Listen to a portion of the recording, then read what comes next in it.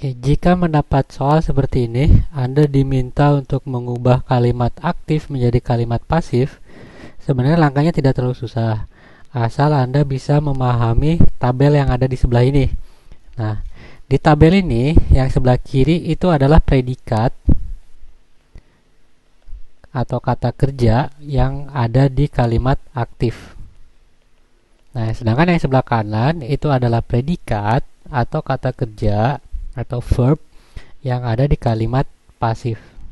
Jadi dia hanya mengubah, misalnya verb 1 diubah menjadi are is verb 3, hanya seperti itu.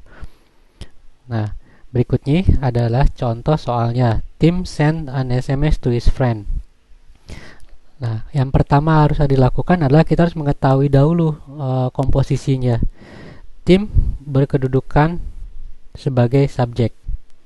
Kemudian send itu adalah kata kerjanya atau predikat, dan berikutnya adalah an SMS to his friend, itu adalah objeknya. Nah, kalau sudah ketahuan polanya SPO seperti ini, kita tinggal memutarbalikannya saja.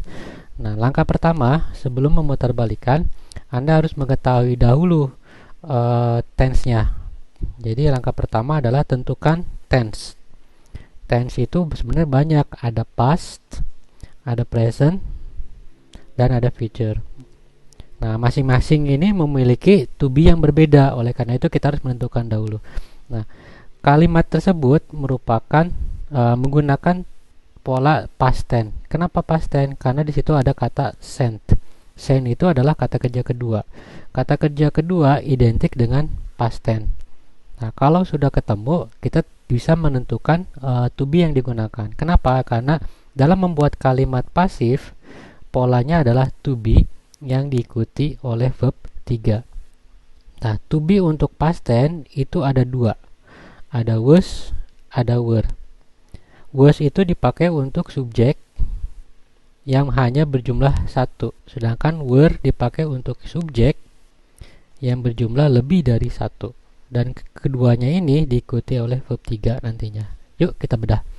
SPO dibalikan menjadi kalimat aktif OPS. An SMS to his friend kita tuliskan dulu.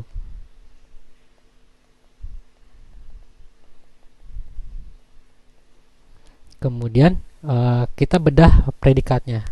Send adalah verb 2. Jika memperhatikan tabel, nah verb 2 itu harus diubah menjadi was dengan were verb 3. Maka kita harus menentukan dulu kita pakai was atau were. Nah, tergantung dari jumlah subjeknya. An SMS ini udah ketahuan ada an. An itu artinya jumlahnya 1. Kalau jumlahnya 1, berarti to be yang kita pakai adalah was. Tambahkan saja was di sini. Ditambah verb 3 nantinya. Verb 3 dari send kebetulan adalah send juga. An SMS to his friend was sent by Tim.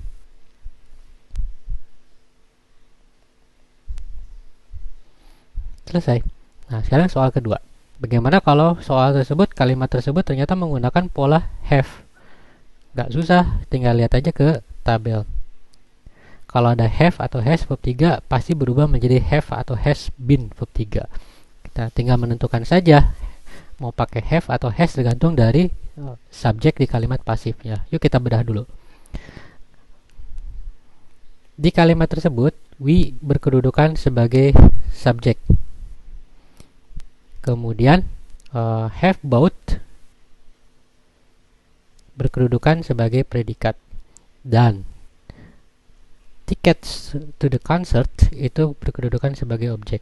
Tinggal kita putar balikan saja. Tickets to the concert.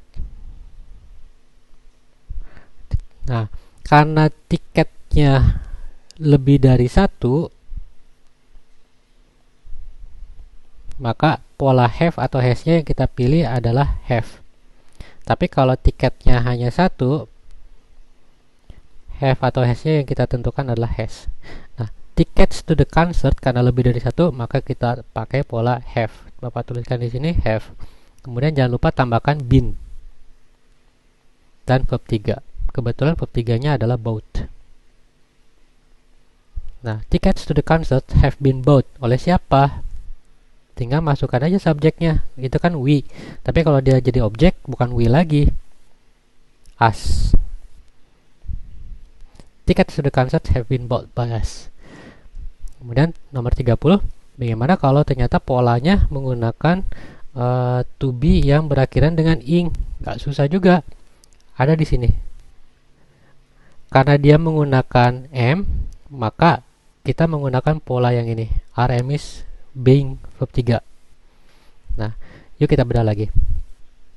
Subjeknya adalah I. Kemudian am playing adalah predikatnya. Kemudian the piano itu adalah objeknya. Now itu keterangan waktu, belakangan aja. Nah, sekarang kita tinggal putar balikan aja. Yang pertama ditulis adalah pianonya dahulu ya, objeknya. The piano. Nah, karena pianonya berjumlah hanya satu, lalu kita pilihnya yang mana nih? Apakah are, am, atau is? Nah, karena dia berjumlahnya satu, yang kita pakai to be-nya adalah is. Tapi kalau jumlahnya lebih dari satu, kita pakainya are. Nah, karena dia ada satu, berarti kita tuliskan saja is. Lalu tinggal tambahkan being. Lalu tambahkan verb 3. Verb 3 dari play adalah played. The piano is being played. Oleh siapa? By me, bukan by I lagi.